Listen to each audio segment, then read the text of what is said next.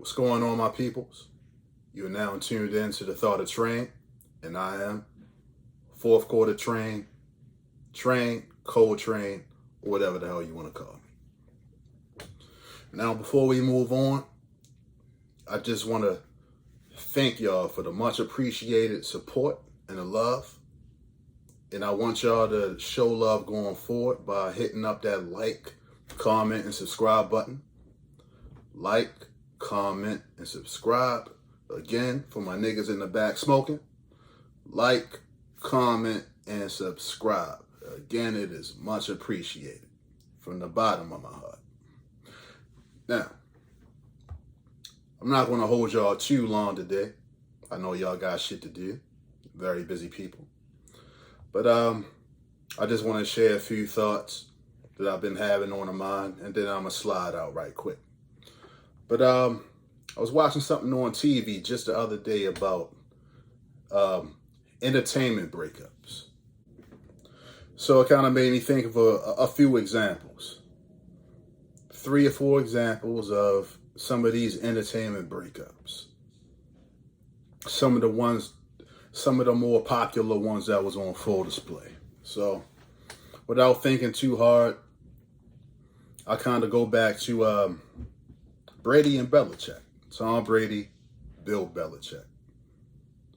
The story is that legacy has been spoken on numerous times. We know about it. The Patriots. 20 years of winning. Seemed like they was in the Super Bowl every year. Since we've been born. Every year they in the Super Bowl. But there's always one common question when it comes to Tom Brady and Bill Belichick. And that is, who was more responsible for the success of that team?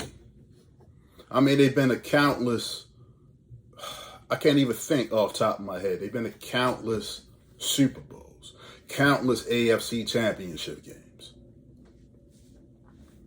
Like I said, I'm no exaggeration. It seems like they did every damn year.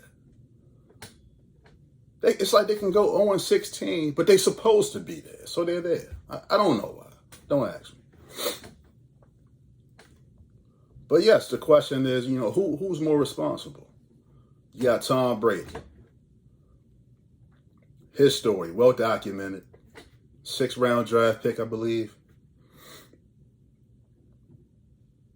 And he coming out of Michigan, he wasn't really picked to do too much. He wasn't really expected to do too much. He took over for Drew Bledsoe. And you know how the story go. He was a backup. Drew Bledsoe go down. Tom steps in. 6 Super Bowls later with the Patriots, he's widely looked at as, if not the best, maybe a top 2 quarterback all time. So some can argue that Tom Brady is the reason for the success of the Patriots during that whole run, that whole dynasty. And then others can argue there was Bill Belichick, the architect. Yeah, I got Brady here, but I'm the architect. I'm the one who set all this in motion. I'm the one who drew up all the plays. This, that, and the third. I built this. I built this from the ground up. That's how he looking at it.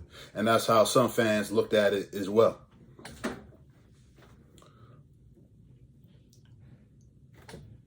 So you got that going back and forth. And then when you hear that year after year after year, externally we're looking at it like this will never end. This is the perfect marriage, the perfect recipe for success. I don't care if Tom Brady stays here till he's 60, which he's creeping up on now. He's trying to go for that shit. He's damn near 60 now. But yeah, truthfully, with the successful machine that they concocted, this can go on forever, right? But now you're dealing with, in a perfect world for them, and the citizens of New England, yes. But they're looking at everything don't last forever. We know that. Good shit don't last forever. And this one almost lasted forever, but it didn't. But like I said, externally, yes, it looks like it could have went on for decades down the line. Internally, I'm sure Tom Brady and Bill Belichick was tired of hearing of who was more responsible for the success. You know, they was tired of hearing that, and I think they wanted the other to get the hell out of there so I can show y'all the fans who was more responsible. So you got that. That's how men are. We got big egos. We got pride. We want to show we got the biggest balls. We the biggest dogs on the block. We run this. I don't need nobody to help me run this. You know, pride to kill you, but in the midst of it, you don't see that. And that's just how we wired as men. We stupid as shit like that sometimes. So now you got tension with that. Who built this? But you got a bond broken now. You have a bond broken because you have Bill Belichick. He's smart. This is a smart guy. He is a genius mind when it comes, no matter what kind of way you want to look at him. He's a villain. But at the end of the day, you can't deny he's a genius mind when it comes to NFL football. So he's looking at this in a smart, genius, and logical way. Okay, I got a guy that's coming up on 20 years in the league. In order for me to run a successful franchise, I have to start preparing for the future. This guy's not going to be here at 75 years old still taking us to the Super Bowl. It's just not going to happen. So I have to prepare for the future. I have to start drafting quarterbacks. No matter how he feel, this is what I have to do. And it's only right. And it makes sense. Now here come the other factors. Okay, he drafted a quarterback. Jimmy Garoppolo. Jimmy G, whatever you want to call him. He's grooming Jimmy G to take over this spot. Behind the scenes, and I think this is where he kind of fucked up with upper management. Behind the scenes, he want to trade Tom. And you looking at it blows your mind as a fan, as a New England fan. Damn, you want to trade Tom? They looking at it with tunnel vision. A Patriot fan is looking at it with tunnel vision, like the shit is going to last forever. Of course he's trying to trade Tom. Of course he's going to draft a quarterback to come in and groom him for when Tom leaves. Tom is getting older. Of course we know what happened. He went on and won a Super Bowl with Tampa Bay last year. But even that eventually is going to fade out. But of course I'm going to groom a quarterback. I'm going to entertain trades. That's what I do. I'm a coach and I'm a GM. That's what he is, Bill Belichick. But whatever the case may be and how much sense that may make, it did not make sense to Tom Brady and Robert Kraft. And here comes Robert Kraft. So here comes Tom Brady and Robert Kraft. Still trying to trade me, Bob. What's wrong with this dude? Hit that dude up on the phone. Get this shit in order, man. Shut all that shit down. I ain't going nowhere. All right. Robert Kraft called Bill Belichick up. Yeah, what up, Bill? Look here, man. First of all, I just want to tell you, I appreciate all the shit you've done for us over the years. You've built a winning organization for us. Super Bowl after Super Bowl, championship after championship after motherfucking championship. You got us all a lot of big bread over here, Bill. But Bill, you gotta be smoking rocks, my man, to think I'm trading Tom Brady. Tom ain't going no goddamn where. I don't know what you've been thinking. He ain't going nowhere. So you can just go ahead back over there, sit your ass down somewhere, and draw up some more bomb-ass plays for us. Videotape shit. Take air out of footballs, whatever kind of fuck shit you do. He's not going nowhere. Me and Tom, this is our shit. You just go sit down over there. You a coach. That's all you do. You're doing too much. You need to go sit down. Take a nap. So Bill was listening to this like, all right. Oh, these dudes really trying to play me.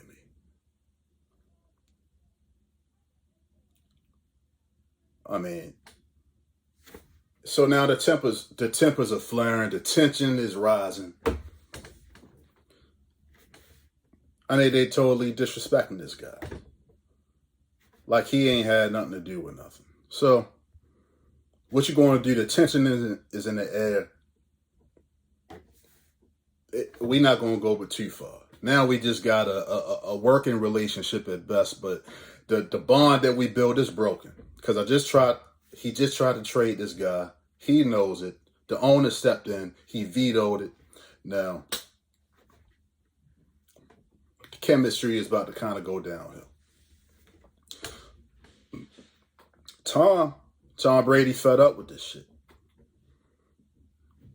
I'm going to go ahead and dip out.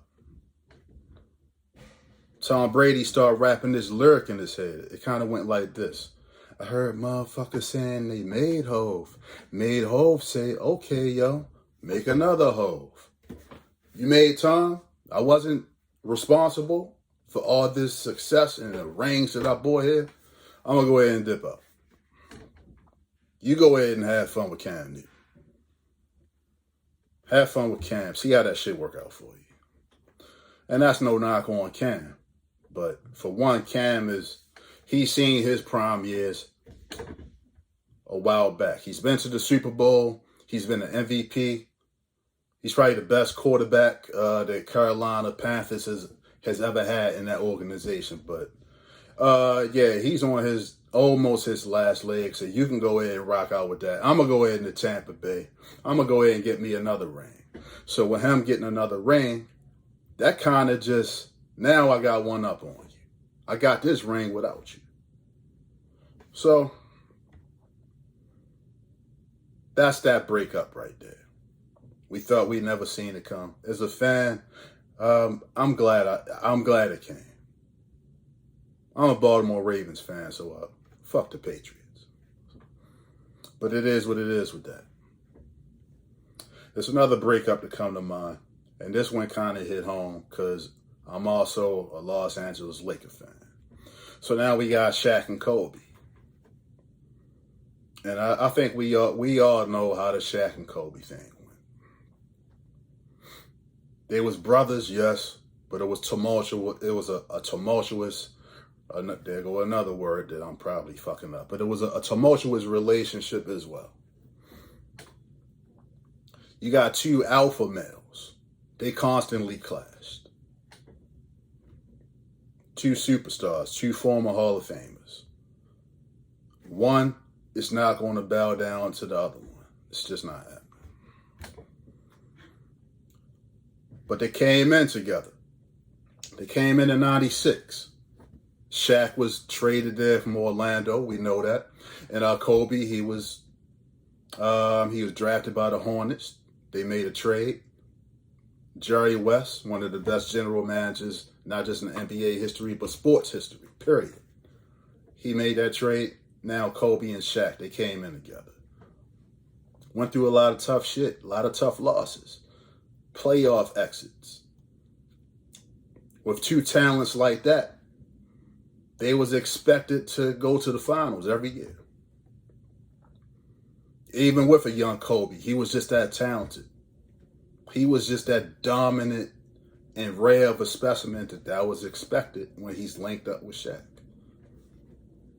Even though he came off the bench, but you ultimately know he was coming off that bench. And he was going to stay off that bench forever. So you got all the Kobe taking air balls against Utah, getting put out the playoffs, falling short of the finals. And he was heavily scrutinized for those air balls. Now, me as a fan and a type of athlete that I like to enjoy, I had no problem at all with him taking shots and, making air balls. Taking air balls and, because, it took balls, period, to take those shots. And he knew eventually that they was gonna go down. He was that type of athlete who was not scared. Coming in at a young age, he was not even 20 yet. But he was not scared to take these shots. Nowadays, we got dudes who won't even take a wide open dunk, because of fear to go to the free throw line. And we supposed to feel sorry for them.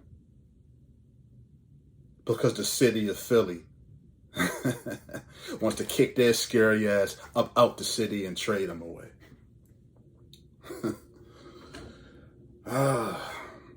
My oh my, how far we have come. But let's just move on from that. That's just fucking pitiful. So now, yes, they had their attention, Shaq and Kobe, but like I said, they went through tough times. They won 3 rings together. They have camaraderie. They have brotherhood. But I think what ultimately led to their breakup, for one, you got a lack of discipline, not lack of dedication, because that's the wrong word to use when you talk about a Hall of Famer such as Shaq and his repertoire. But people like Kobe felt it was a lack of discipline on Shaq's part, excuse me. But I think what really was the final nail in the coffin was the Colorado incident with Kobe, where Kobe got jammed up and whatever he was doing. I'm not speaking on that. You can Google that, YouTube it. I ain't speaking on that. We all get jammed up. So what? It happens. Shit happens. So you get jammed up in Colorado, and I think he didn't say this with any kind of intent or malice, or he probably was just nervously speaking when he was talking to the cops. And he made a comment to say, damn, I got caught out here with this woman. I should have just paid her off like Shaq does when he gets caught out with women. Man. So, he made a mistake when he said that. And, they made up. They made up further down the line, but I think that's something that kind of just rubbed Shaq the wrong way. And I don't think it was no coming back from that. There just wasn't no coming back from that. He felt like he crossed the line. And like I said, we all make mistakes. We all make mistakes with our brothers. We might say something to them or about them that we didn't mean to say, but we're human, and that happens. And at the end of the day, hopefully you can kind of bury the hatchet, throw the pride and the ego and all the mistakes and judgments behind you, and you make up as men. You handshake, have a beer, and keep it moving. But that's what happened, and I don't think it was no coming back from that. Now, so they break up. But let's have a little fun with that before we move on to the next one. So later on down the years, we hear them joke and talk about, I think Kobe said this. Damn, if Shaq stayed in shape, man, we could have won 10 rings. 12 rings together. All right, that's kind of far-fetched. Like I said, I'm a diehard Lakers fan, but I'm also a realist. I'm a fan, but I'm not a stan. So I know what makes sense and what don't make sense. So they're not going to win 10 rings together, 12 rings. That's just not the way the athlete is built nowadays. They might not be as tougher as the athlete back in the 90s, the 80s, the 70s. And that's a whole nother conversation for another day. So they might not be mentally tougher, but they get more athletic. So there's no way you're going to run off 10 championships in a row on anybody these days. But now we talking about the early 2000s. So yes, I just said that the athletes might not have been mentally tougher as it was in the 90s and the 80s, but in the early 2000s, you still had some rough dudes out there.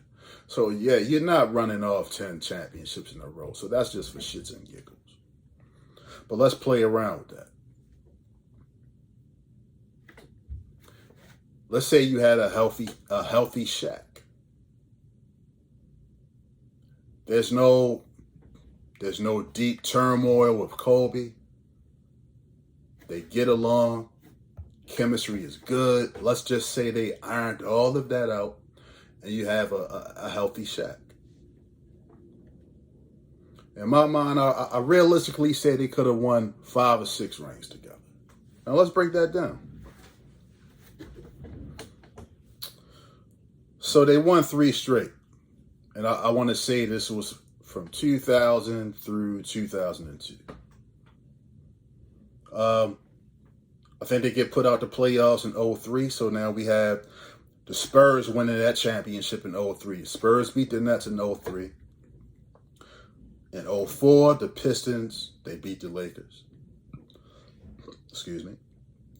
In 2005, the Spurs, they win the championship by defeating the Pistons.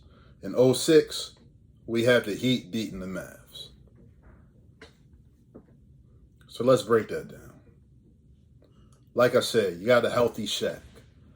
Just a fantasy scenario.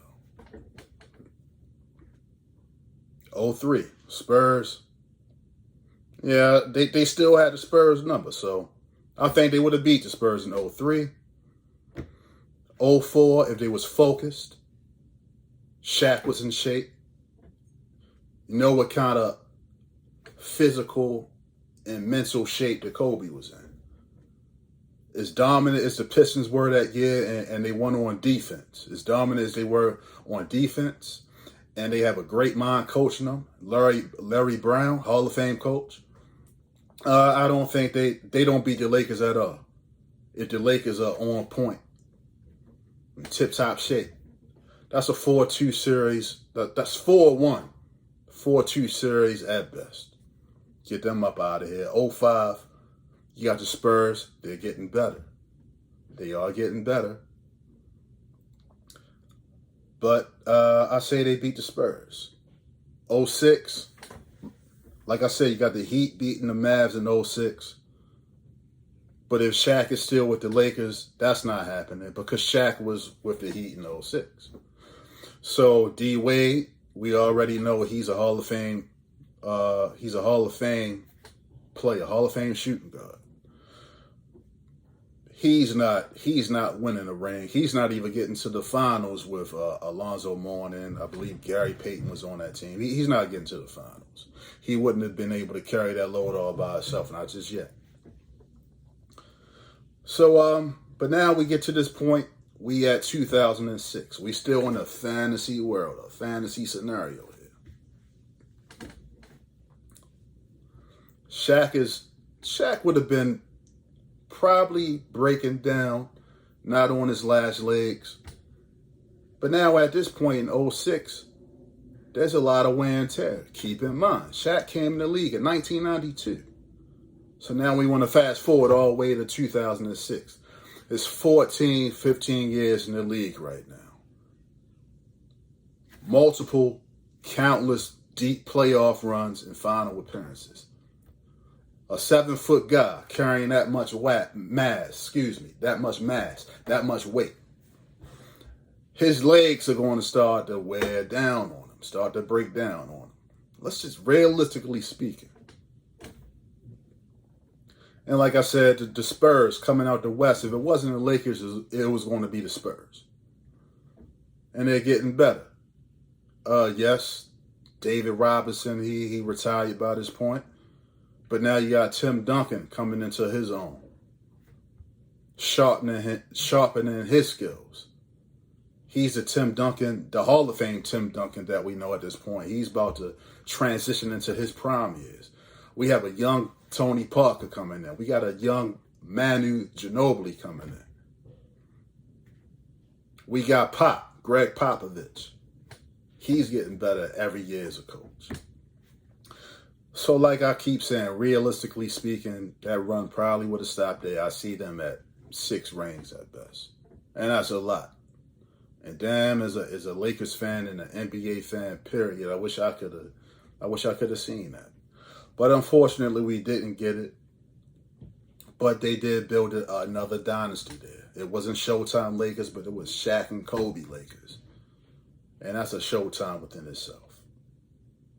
But that's getting back to the breakups. That's one that automatically sticks out in our heads when we thinking about sports. NBA. Well, let's kind of move on and transition to hip hop. Got a lot of breakups in hip hop. Countless ones I can't even begin to name. I can't name them all down and run them all down the line, but just one to stick out automatically. Let's speak on N.W.A. N.W.A. breakup around 1989, 1990. I believe 1990 because that's when America's Most Wanted come out. Ice Cube.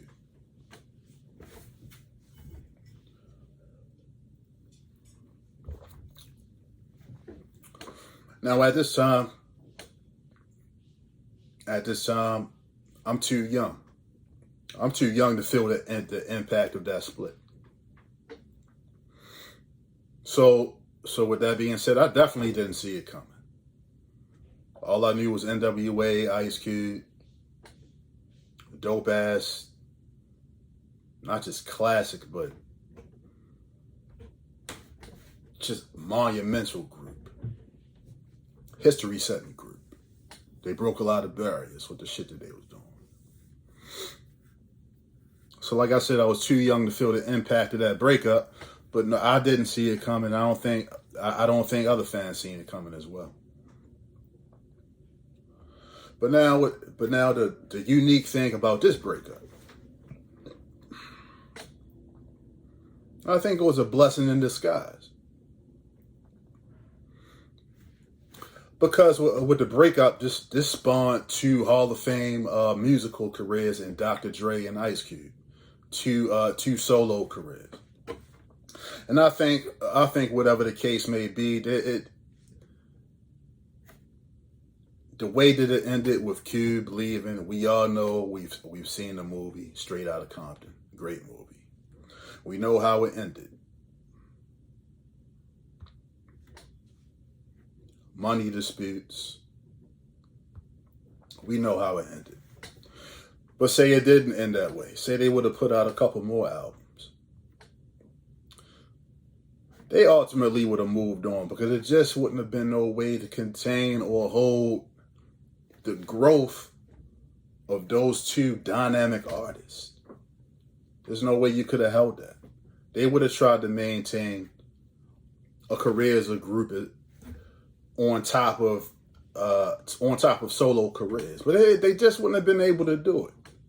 Like I said towards the beginning, at some point when you feel all these talents growing within you, you got to spread your wings and put them on full display for the world to see. That's a God-given gift. So the group wouldn't have been able to contain them. They would have left anyway. But let's speak on the breakup. Now, in my opinion, and some fans might not feel the same, But I think Ice Cube believing his departure, it kind of hurt the quality and the chemistry of the group.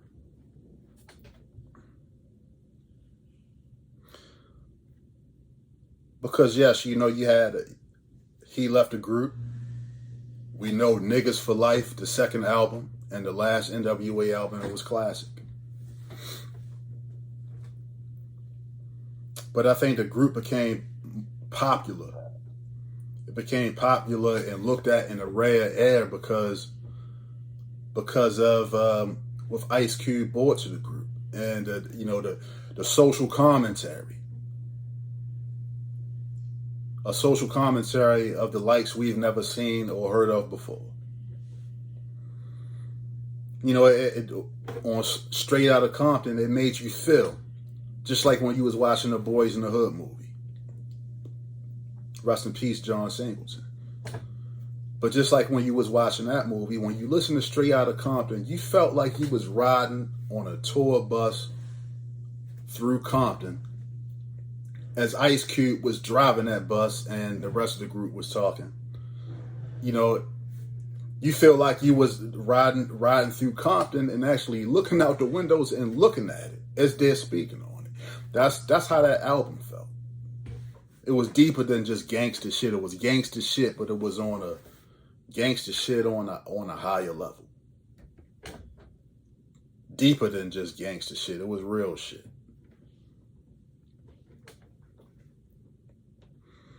So you got that. I think that they took a major hit when Cube left. And like I said, Niggas for Life, classic album.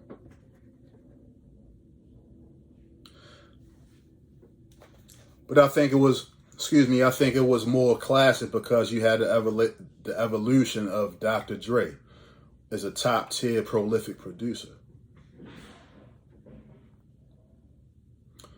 So yeah, you have the classic production of Dr. Dre. MC Ren, dope ass MC. Let's take nothing away from MC Ren. He doesn't get spoke on enough. And if you a hip hop fan, you a hip hop head, true hip hop head, you know this. MC Ren does not get spoken on enough. Classic lyrics with N.W.A. He had his own dope ass albums that came after. But he's still, with that being said, he's still not spoke on enough. So let's not shit on that. But Niggas for Life, for all the classic moments in the classic album that it is itself, it lacked the cohesiveness in the content that Straight Outta Compton had. And now you got the pen of DOC, which if he didn't get in a motorcycle accident, he would have been mentioned in a top 10 lyricists of all time. So you got the pen of DOC ghostwriting for Eazy-E and Dre. His pen shined in that album. No matter what the content was, no matter what the controversy was around the content of the album. You know, calling women bitches and hoes, and something we do not condone. But just, you know, they felt like people felt like they were degrading women. They were talking about murder too much, a lot of bloodshed, whatever they were speaking about. At the end of the day, when the smoke cleared, DOC pen shined on that album. You can hear the flow of DOC. If you listen to hip hop with the ear that I like to listen to it with, you hear the flow of DOC shining through Eazy and Dr. Dre. But with Dre, with one foot out the door himself at that time, because he was trying to make his own moves and move on. And we know how those moves were made. Not going to speak on that as well.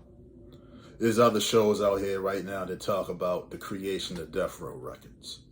So, but we also know how we kind of got a good idea through all the storytelling over the years of how Dr. Dre concocted his exit plan out of Ruthless Records into Death Row Records. So you know, like I said, at the end of the day, it was a short span for N.W.A. It wasn't meant for them to be a group for a long period of time. But they did more in that short period of time than most groups have did in a 20-year lifetime. And that's just the God honest truth. So you have that. In a musical aspect, hip-hop aspect of a breakup. But last but not least, let's just, speaking of things that was never meant to be.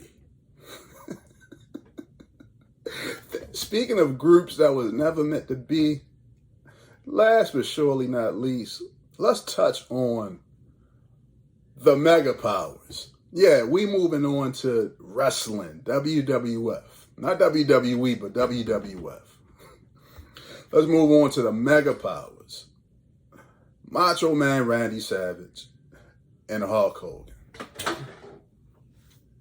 We having all kinds of technical difficulties here, but we're going to keep it going as we always do.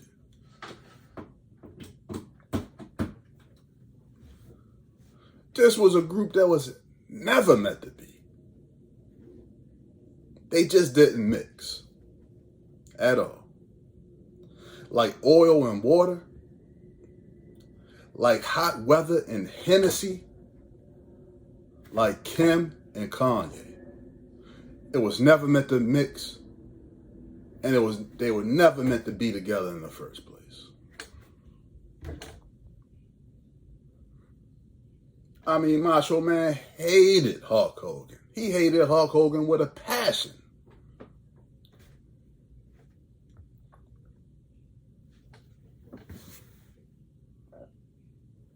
For one, he was a fraud. He felt Hulk Hogan was a fraud. For two, he called black men niggas. So that's another strike against him. But before we get into the hatred and the feud of the mega powers, and which ultimately led to their breakup, let's rewind. Let's take a backstory. Let's go to the backstory. Hulk Hogan, you know, he was with the WWF before. He had a couple stints with WWF, but when Hulkamania was on the rise, he arrived in 1983 and he stayed there. He washed up the Iron Sheik, won the WWF World title in 1984, and held this title for 4 years. I don't think I've seen that happen since. Hulkamania was born. No matter how young you may be now, you know about Hulkamania. Let's talk about Macho Man, Randy Savage. He came in 1985. Macho Man was being recruited. He was kind of like a young LeBron in high school back then. He was being recruited before he even came to the WWF. He was in Memphis, wrestling and doing his thing and having big feuds with Jerry the King Lawler down in Memphis. And then he comes to WWF and we know what the story is with that. He shot straight to superstardom, won the Intercontinental belt.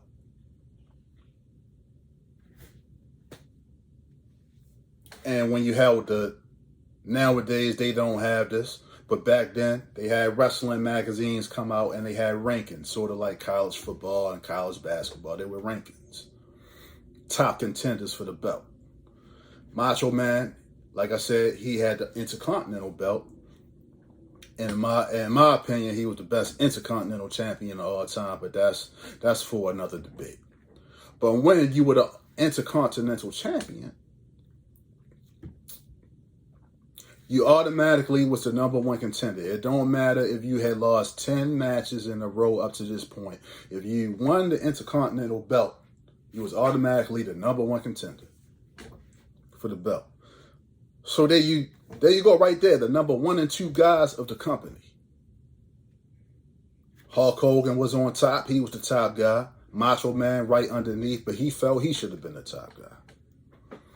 So right then and there, they was on a collision course with each other anyway. But let's fast forward to the Mega Powers. So you see a lot of friction with them on television. Even when they was together later on down the line with the N.W.A.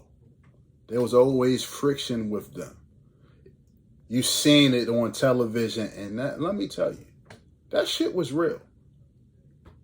That was not scripted friction. That shit was real, and that's why it shined through so well. They was cool off and on behind the scenes. They hung out. They was cool. They hung out with each other. Their wives hung out with each other at each other's houses. It was cool off and on. But all in all, there was a trust factor. Macho Man just didn't trust this motherfucker. See, first of all, you don't trust no nigga to tell you to say prayers and take your vitamins every day. You either gotta do one or the other. You either take vitamins and hope they keep you healthy, or you say prayers to God and hope he keep you healthy.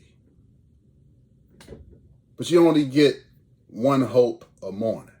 You don't get both of them. You got to choose vitamins or prayers.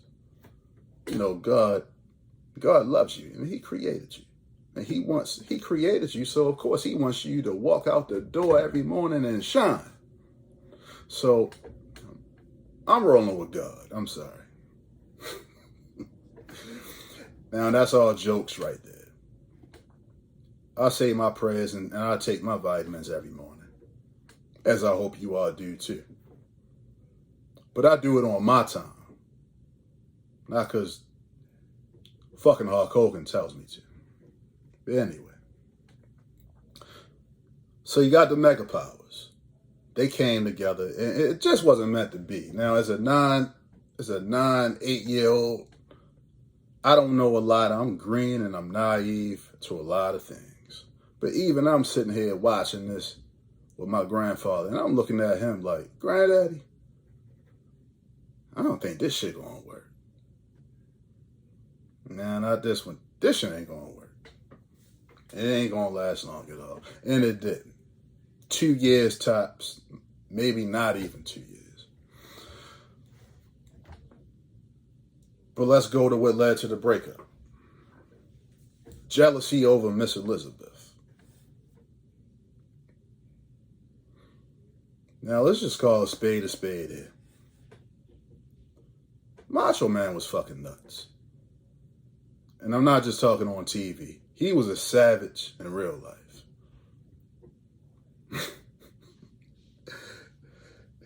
He kept Miss Elizabeth locked in dressing rooms during the match.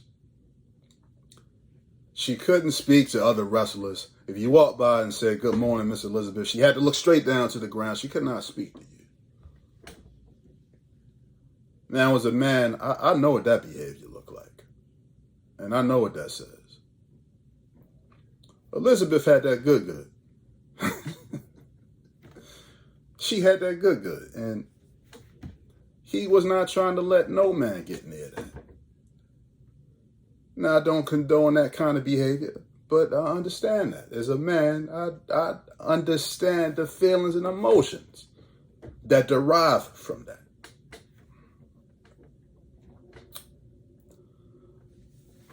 So with that being said, how he feel about his woman? Here come Hulk Hogan. He always got an agenda. This nigga always got an agenda.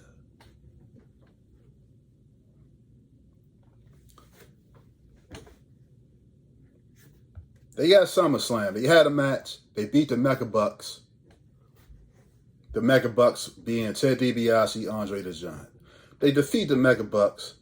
Here they go in the ring. They celebrating. It's not just enough to give a little hug, lean in, give a hug, like, hey, we did it. No, you got to pick my lady up.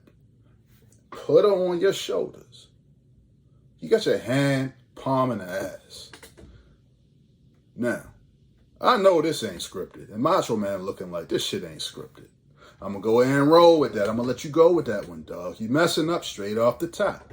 I said I was going to roll with you. I had my reserves. But I said I was going to roll with you. I was going to fuck with you. And we're going to go ahead and do this team, Mega Powers. But you got your hand on my lady's ass. Whatever. You know, let's just fast forward, man. Hogan already coming in the door doing questionable shit. So now, this is the breaking point. Saturday Night Live main event. We going against a king and a big boss, man. So, something happened outside the ring. Macho Man gets thrown into Elizabeth. She gets injured.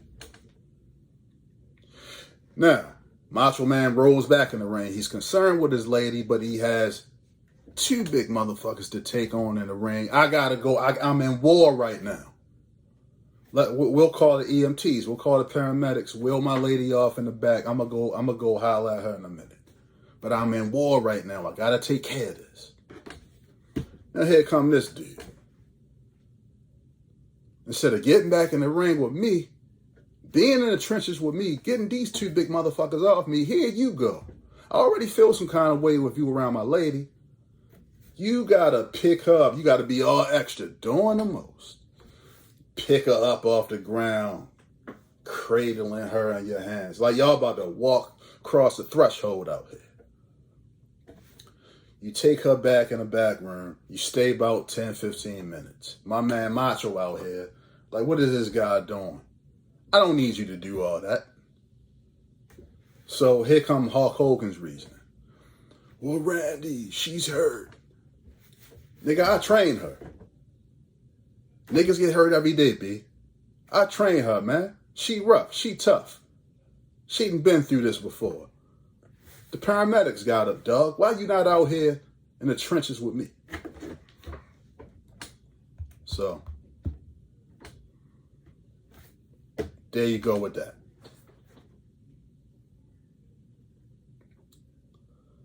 So, after the match, I don't even know who won. It don't even matter at this point. Macho Man, he goes in the back.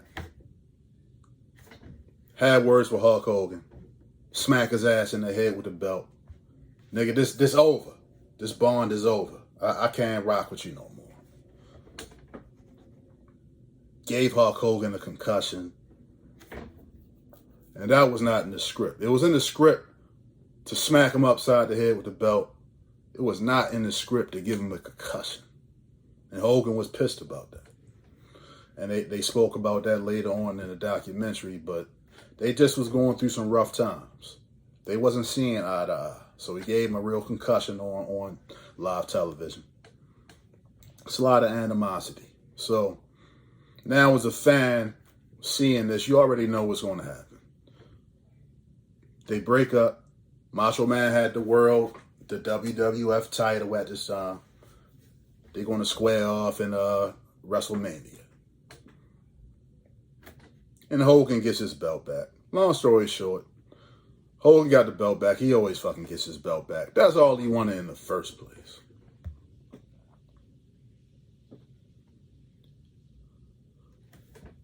But the moral of the story here, I said all that. I said all of that just to come back to this. The moral of the story here, the women are the root of all beefs. Women are the root of all beefs. So at the end of the day, you just can't trust them. You better off just sticking to your jump-offs, your one-night stands, keep it moving in the morning, and you'll have a long, fruitful life. Now that sound fucked up right there, and of course that's a joke. You know, that's a joke. If you in a dope, committed relationship, that's just jokes.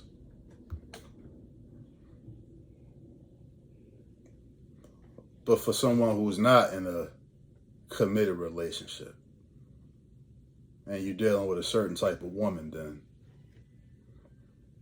some jokes aren't always jokes, are they? So it's just words to live by. You can take that home with you. You can leave it here. Whatever you choose to do with it. But like I said, I'm not going to hold you too much. Just wanted to shoot the shit a little bit. There's a whole list of things that we're going to get into going down the road, but we're going to keep them on ice for now. And but until then, I want to leave you with a few words, as I always do, and that is to be true to self, do yourself, and we out this bitch.